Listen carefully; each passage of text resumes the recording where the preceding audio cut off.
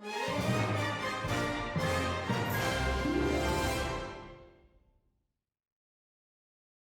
जिसका इंतज़ार वो शाहकार आ गया। फैज़ाबाद धरने के ऊपर सुप्रीम कोर्ट ऑफ पाकिस्तान ने एक तफसीली फ़ैसला जारी किया है। जस्टिस काजी फ़ाइज़ ईसा और जस्टिस मुशीर आलम ने ये फ़ैसला बनाया। जस्टिस काजी फ़ाइज़ ईसा ने आज इसको रिलीज़ किया। अगर आपको पाकिस्तान की तारीख़, पाकिस्तान के निज़ाम और पाकिस्तान के अंदर जमहूरियत से होने वाले खिलवाड़ और ड्रामे की तफसील चाहिए तो ये फ़ैसला आपने ज़रूर पढ़ना है। हमने इसको ट्वीट भी कर दिया है, आप ख़ुद जहमत करके उसको पढ़िए तो आप पर वो तमाम चीज़ें आया हो जाएंगी जो पिछले कई सालों से, अगर आप 12 मई जिसका इस फैसले के अंदर जिक्र है, 12 मई के वाक़े से लेकर फैज़ाबाद के धरनों, उसके बाद होने वाले इंतखाबात और अब तक के हालात के ऊपर हमारे तबसरों के अंदर जो बातें की गई हैं, इस फैसले ने उनको इंडोर्स किया है। इस फैसले ने बताया कि तहरीक लबैक पाकिस्तान ने किस तरीके से कानून की और आइन की धज्जियाँ उड़ाई और किस तरीके से सियासतदानों ने मिलकर उनको बबांगे दोहल सपोर्ट किया।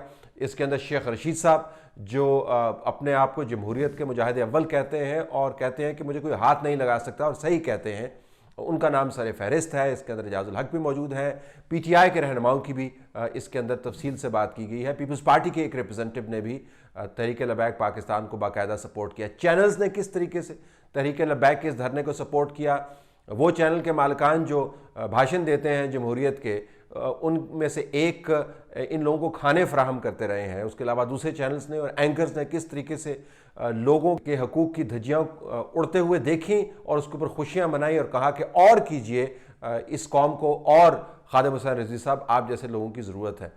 कानून किस तरीके से खामोश रहा, आपको याद होगा कि हमारे यहाँ पर एक चीफ जस्टिस हुआ करते थे जैसे साकिब निसार, जो हर किसी को ओए कह के बुलाते होते थे, और उन्होंने अपनी ज़िंदगी का मकसद बनाया हुआ था कि उनके सामने खड़ा हुआ शख्स, चाहे उसके कानूनी और आइनी हकूक़ कुछ भी हों, उसकी उन्होंने ऐसी की तैसी ज़रूर करनी है और अपना बड़ापन साबित करना है। बीच चौराहे के अंदर खादिम हुसैन रिजवी और उनके सपोर्टर्स ने उनको और कोर्ट को क्या क्या गालियाँ दी, अगर इस फैसले के अंदर नहीं लिखी हुई लेकिन उसका हवाला दिया गया है। कोर्ट उसके ऊपर मुकम्मल तौर पर खामोश रही। सबको ओए करके बुलाने वाले दुबक कर खादिम हुसैन रिजवी के सामने और उनकी प्रोवोकेशंस के सामने खामोश रहे। अगरचे उसी कोर्ट के अंदर से बहुत बेहतरीन किस्म का फ़ैसला आया है, लेकिन वो वाक़या अब हाथ से निकल गया जिसके ऊपर ये फ़ैसला तहरीर किया गया है। सियासी निज़ाम मुकम्मल तौर पर तहरीक लबैक पाकिस्तान का हॉस्टेज रहा। इलेक्शन कमीशन पाकिस्तान ने किस तरीके से एक ऐसी जमात को जिसका डिक्लेयर्ड एजेंडा था कि उसने एक एक्सट्रीमिस्ट आइडियोलॉजी, कोर्ट के अल्फाज को हम पैराफ्रेज कर रहे हैं, उसको थोपना है लोगों के सर के ऊपर, वो किस तरीके से आइन के इदारों की पामाली करते हुए और पैरों तले रौंदते हुए उनको इलेक्शन के अंदर आया। इलेक्शन कमीशन ने किस तरीके से उनको इंडोर्स किया।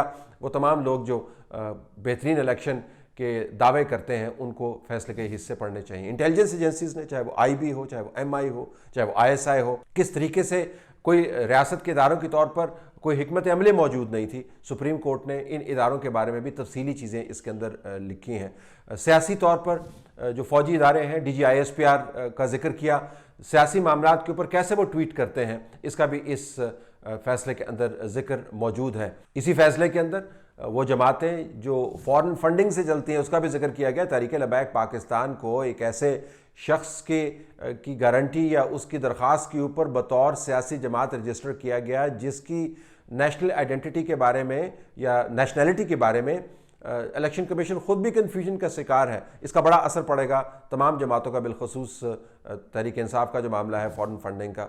सेंसरशिप किस तरीके से लगाई जाती रही है, किस तरह कैंटोनमेंट्स के अंदर चैनल्स बंद किए जाते रहे हैं, किस तरीके से एक खामोशी और खौफ का निज़ाम तरतीब दिया गया, वो भी जाविया आपको इसके अंदर मिलेगा। किस तरीके से बुनियादी हकूक़ के नाम के ऊपर कोर्ट अपनी ज्यूरिसडिक्शन बनाती है और जहां पर बननी चाहिए नहीं बनाती, इसका भी तफसीली जायज़ा इसके अंदर पेश किया गया है। आर्टिकल 184(3) के तहत, जिसके तहत साकिब निसार साहब ने कोर्ट चलाई और तमाम निज़ाम को दरम भरम कर दिया और अब झट से गायब हो गए। ना वो डैम पर पहरा देते हुए नज़र आते हैं, ना फ्री लीगल एड देते हुए नज़र आते हैं, ना वो मार्च करते हुए नज़र आते हैं, ना आबादी को कंट्रोल करते हुए नज़र आते हैं। किस तरीके से उन्होंने अपनी कोर्ट चलाई। तो तमाम का तमाम जो हंगामा है पाकिस्तान के अंदर, जो वारदात है पाकिस्तान के निज़ाम के अंदर, उसको इस फैसले ने अपने अंदर समो दिया है। आप इसको ज़रूर पढ़ें। बतौर पाकिस्तानी शहरी, बतौर पाकिस्तानी टैक्स पेयर, आपका हक भी बनता है, आपकी ज़िम्मेदारी भी बनती है, क्योंकि आप ये नहीं कह सकते कि हमें पता नहीं था। हम बताते रहे थे, उस वक्त शक का धुआं बुलंद कर दिया गया था और इल्ज़ाम के शोले लगाए गए थे ताकि इसके अंदर हकीकत जो है मोम की तरह पिघल जाए। अब सुप्रीम कोर्ट के इस फैसले ने दोबारा से सच को तवाना कदमों पर उस्तवार कर दिया है और खड़ा कर दिया। आप ज़रूर इसको पढ़िएगा। जब आप ये फ़ैसला पढ़ते हैं तो यकीनन बतौर पाकिस्तानी शहरी गम का शिकार होते हैं और आपको लगता है कि जिस तरीके से इस मुल्क को चलाया जा रहा है, इस निज़ाम को चलाने के लिए आपको इस तरह की बहुत सी और वारदातें करनी पड़ेंगी जिस किस्म की वारदात फैज़ाबाद का धरना था।